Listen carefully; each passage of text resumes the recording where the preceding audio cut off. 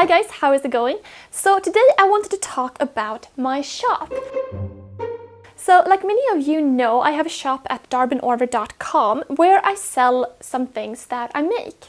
Now the other day I was watching some of my old videos, and in some videos I mention the shop either in the beginning of the video or at the end of the video. And I really didn't like it, rewatching it. It really kind of annoyed me because it interrupted the flow and it just didn't fit. So I was thinking about maybe it would be a better idea to just do a video dedicated to the shop where I can actually talk about all the cool stuff that I have, and that way I won't have to put it a little mention somewhere where it doesn't really belong. So first up, the newest addition to the shop are these Darbin Orvar t-shirts. So a couple of videos back I made a video about how to paint your own t-shirts, and in that video I cut out a stencil with the Darbin Orvar logo and I spray painted the shirt with it. And I thought, hey, that's really cool, I should add that to the shop. So they're available in small up to 3XL, and they run a little small, so it's better to be on the safe side and order a size up. So moving on to mallets. So I've been making a lot of solid head mallets lately, and what that means is that the head is one solid piece of wood. Now a lot of people make mallets, and one of the most popular ways to make it is to make a laminated mallet. And what that means is that there's several pieces of wood that are glued together to make the head. These are often filled with BBs or some type of weight, and then the handle is wedged in and glued. Now I'm pretty abusive with my tools, and there are certain issues with this technique, and this one didn't fare so well, which is why I like the solid head ones. So the way these are constructed is that you have the head and you have the handle. So these are not glued in, you can actually take them apart and you can put them back together again. So what type of wood do I use for the mallets? Well, one of the reasons why I started with this is because I wanted to play with different types of wood, and this is a really good way to do it. And after making a lot of mallets, I have learned to appreciate certain types a lot. For example, walnut is really my favorite, is the one I really like the most. It's such a nice wood to work with. I love the way it looks, it's nice and hard, it's a great wood for a mallet.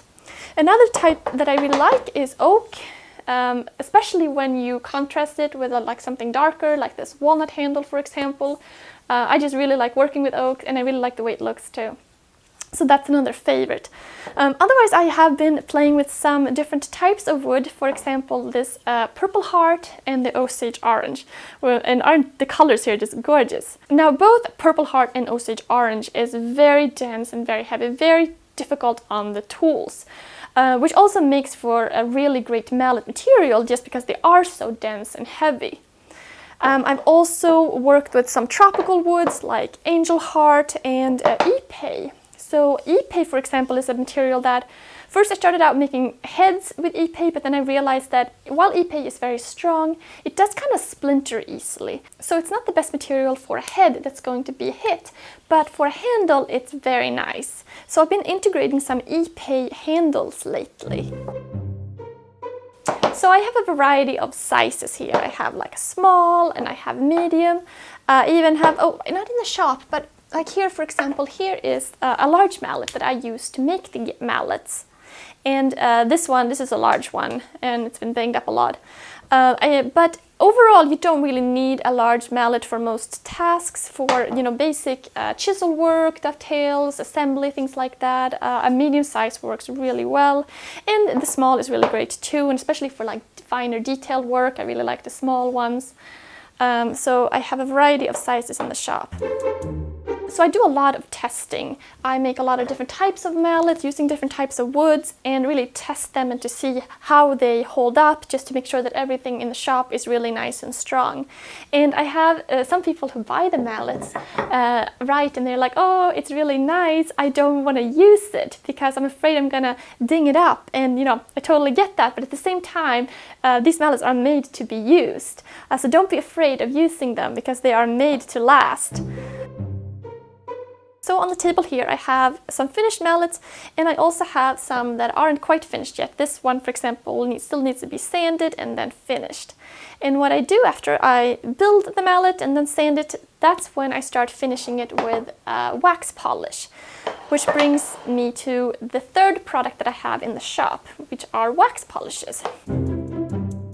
So I have 3 wax polishes that I make here in the shop. The first one is the raw linseed oil and beeswax polish. And this is really my go-to polish that I use on pretty much anything and everything. Then I have the tongue oil, which is the 100% tongue oil and beeswax. And this one I use on like some nicer projects. For example, I'm going to put it on the tinker table desk when I'm done with it. And just if I have like a nicer box and something like that, then I usually use the tongue oil polish. And the third one is the mineral oil and beeswax polish, and this is made with food-safe mineral oil. So the difference here is really that the tongue oil and the linseed oil are curing oils, which means that they cure as they dry, whereas the mineral oil doesn't. It stays kind of soft, which makes it really ideal for like cutting boards and kitchen utensils and things you use in the kitchen. As well as on metal, like for example if you want to protect your saw blades from rust or any metal tools like your table saw or anything like that. Just taking care of your tools in general. That's where the mineral oil really is nice. And I wanted to make sure that there was nothing weird in any of these products. I mean, there's just the oil and the wax, so it's very safe and you can put it on pretty much anything.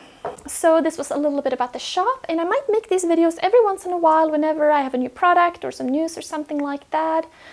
These are all available at darbinorvar.com. Otherwise, thank you guys so much for watching, and I'll see you soon. Bye!